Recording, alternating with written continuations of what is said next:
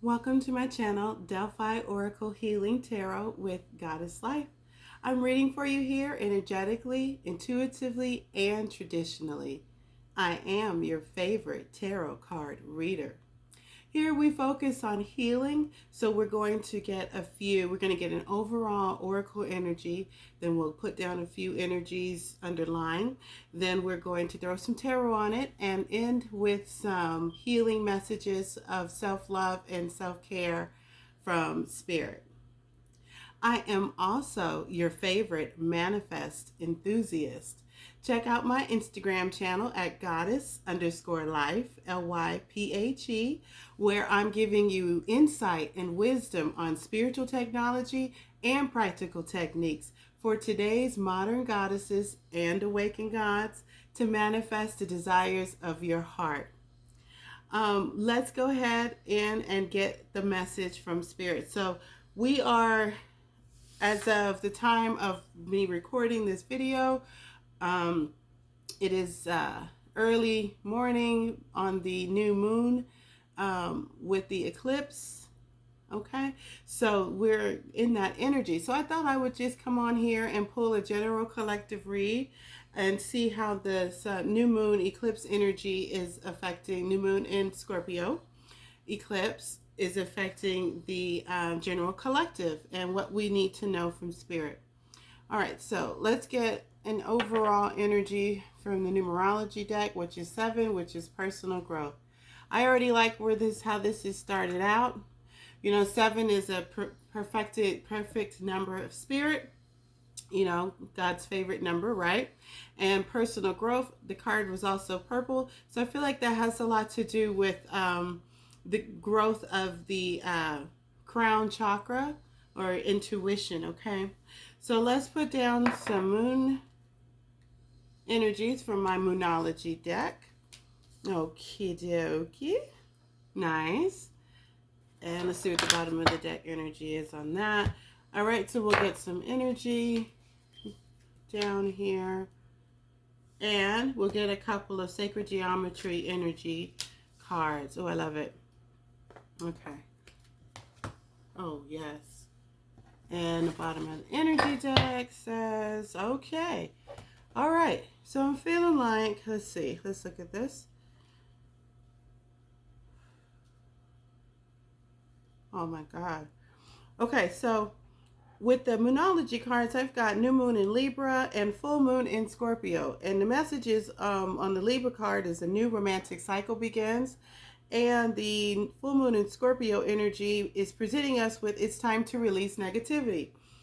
All right, then we've got conflict and defeat and shadow right here in the middle, and rounding out with Gaia and emergence. Okay. I really like this. I like this because this is giving cycle completion, and this is telling us what the next level or phase is in our personal growth or our spiritual journey. As this is a general collective reading, it may not resonate with everyone, but take what does resonate and leave the rest. So a new romantic cycle begins. So this is divine masculine energy here I'm looking at, and the next card is divine feminine energy. So divine masculine is looking to initiate a new romantic cycle with their divine counterpart, and I feel like it's speaking to divine feminine. It's time to release negativity. So I'm feeling like this speaks to the divine counterpart journey, which involves the general collective, both divine masculine and divine feminine energies.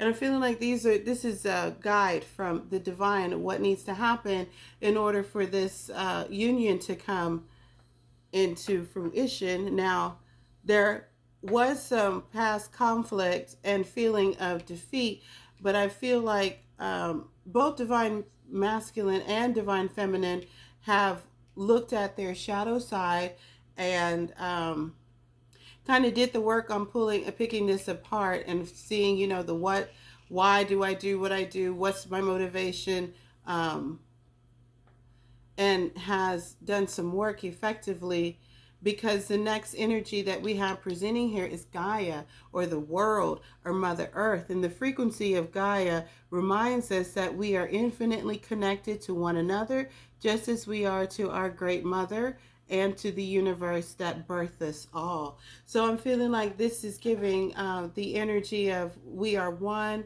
all connected. This number on this card is 28, so that's 10, so that's an ending of a cycle. So I feel like this is the ending of cycle of separation. And now it is time, as the divine counterpart union emerges, which is rounding out our spread here with emergence, which is 25, 2 and 5 is 7, and we started with 7 with personal growth. So I'm feeling like what's happening now is the emergence of the new collective with these divine counterparts in union, joining the divine counterparts already in union, and that's making a stronger, more spiritually sound, mature collective, right? For the purpose of coming together for a purpose. The frequency of emergence invites us to approach our reality with a childlike attitude of innocence and wonderment, and to watch and celebrate the beauty that unfolds from that place. So I'm feeling like we are being asked to release the negativity, divine feminine, because we have had a rough way to go. We've been through a lot of trials and tribulations, a lot of painful spiritual growth, to get to the matter of worthiness and self-love, which I feel like Divine Feminine Collective has done this beautifully. Now, the challenge for the Divine Masculine Collective is healing and letting go of and releasing what was before. It appears that, not from this reading, but just knowing the journey, is that Divine Masculine was dealing with karmic energy that caused a lot of, conflict and feeling of defeat, which brought Divine Masculine and Divine Feminine actually to assessing the shadow side, right? And doing some healing from there. So now what's emerging from this completion of these cycles is this unification, this unity, which, in other words, we should step into being in an energy of childlike. So that's an innocent energy of innocence, of releasing negativity, no hard feelings, right? Letting go of bitterness, letting go of ill will or feelings of need, have holding, keeping tally, holding on to the actions that might have been taken as, personally, like you did this to me, or that kind of thing. So if you are of the energy of moving forward in the divine union, divine counterpart union, Divine Feminine, we're being asked to release, hard feelings, to continue with the personal growth and the healing process,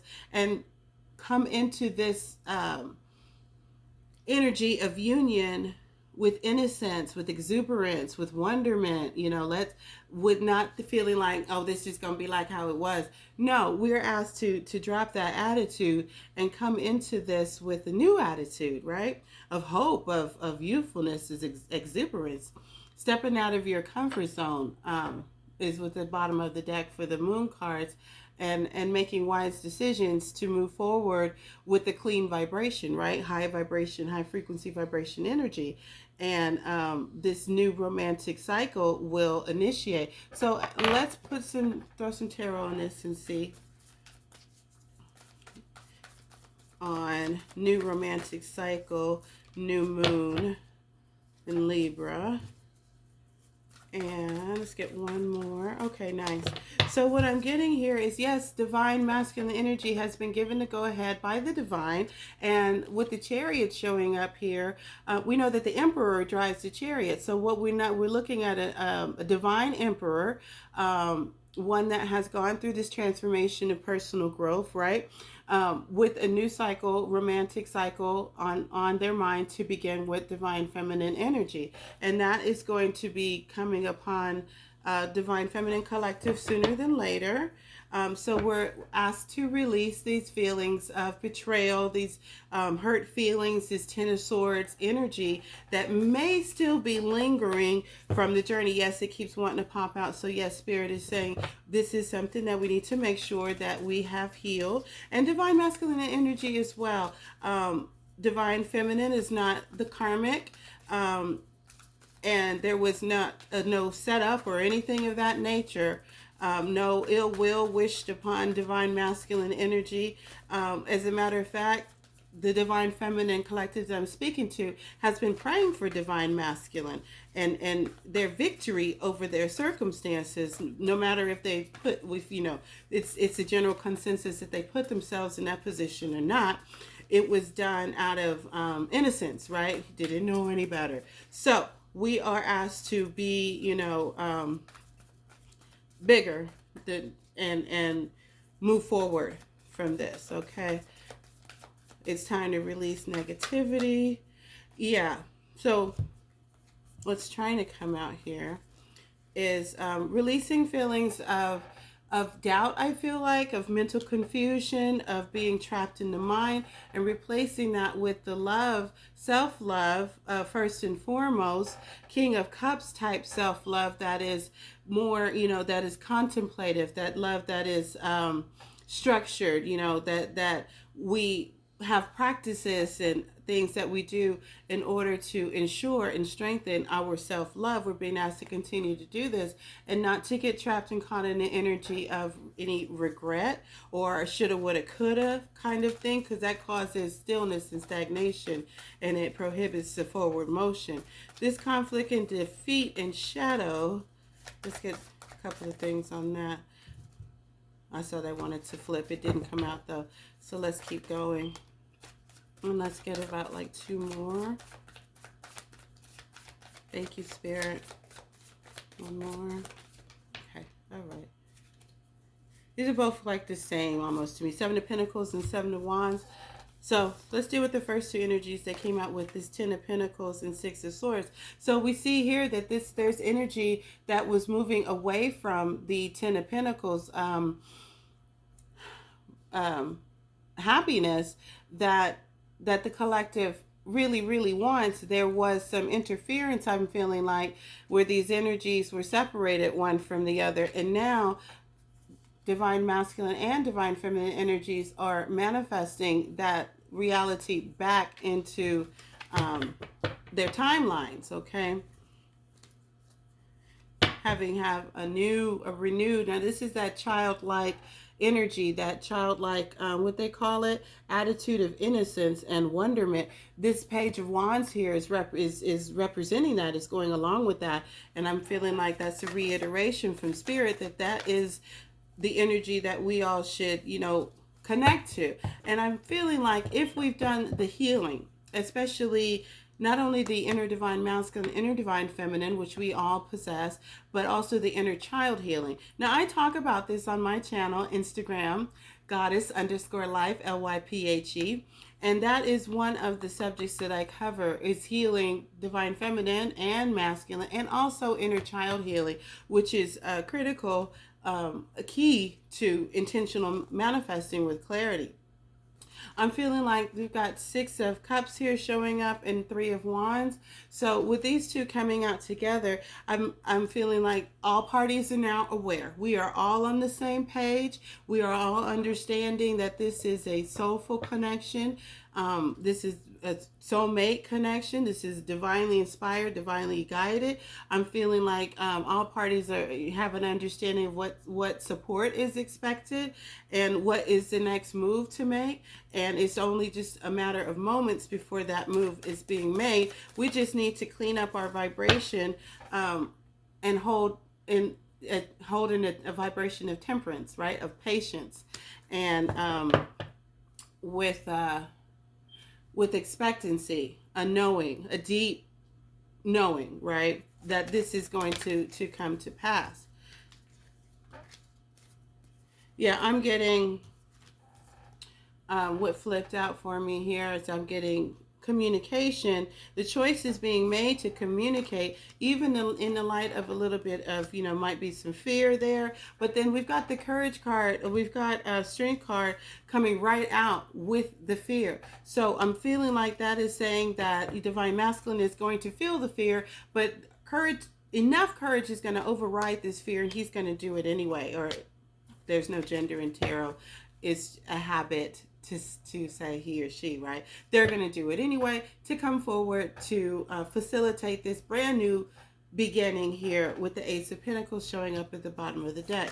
Let's talk about emergence. Yep. So let's see. Nice. So what I'm getting is the Sun with happiness and not emergence. The judgment call has been made, judgment here, and that is for divine masculine energy to come forth with some truth, some shedding some light, shedding some truth on maybe possibly having put divine feminine in a third party situation, or apologies for that, or apologies for their actions as far as this connection is concerned. Definitely being called to make things right, and I'm feeling like divine masculine energy is going to do that. Because their motivation here is at the bottom of this deck with the Queen of Wands showing up, which is how divine feminine is being seen at this time. Yes, it wants to come out as the Queen of Wands. And for me personally, that's my spiritual bae card, right? So Queen of Wands energy is wisdom, intuition, is truth, is honesty, is integrity, is loyalty, courage, and all of these things that is much like in the spirit in a package of a beautiful, sexy individual, somebody who is in charge, in control of their urges and emotions and that kind of thing, but hot to death, you know what I'm talking about? And with the moon coming out at the bottom of this deck, and we have seen the moon coming out earlier, this speaks to emotional control. In this case, I'm feeling like control of your emotions, knowing the intuition being heightened, and all the things like coming together for this brand new beginning with Ace of Pentacles showing up again in my Witch's deck. So let's get a few more energies from the Witch's deck, so that we can be clear about where we're at. Yeah, Six of Wands popping out here. So that's going to be, reward and recognition of this connection, which is having, the Lovers here popping up at the bottom of this deck. So again, and Two of Cups right behind that. So look, you can't get any clearer than this with the Three of Wands behind that. So there is going to be forward movement. There is going to be recognition. There's going to be some sort of reward in this union here. I'm feeling like from divine masculine to divine feminine, some sort of recognition, be it known. It's going to make things known. So that there is no further confusion as to that this is a coupled link. This is a union. This is a sacred union that's taking place. That divine masculine has spent time alone with learning in an era of personal growth, right? And yeah, because divine masculine sees divine feminine as the star here, as the light of hope here, and no longer wants to be on the other side, out in the cold, wants to come into divine counterpart union, where divine masculine now knows is where he is going to thrive and be supported and be loved and where he belongs, okay? With Two of Cups making another appearance, make no mistake, there is a tie that binds here. And that could be honoring a soul contract. And I'm feeling like that was something that was in jeopardy. But with the Empress showing up at the bottom of the deck here, I'm feeling like, divine masculine energy is seeing and wanting their Empress, right? Seeing the abundance of divine feminine energy and all that she presents that is nurturing and nourishing.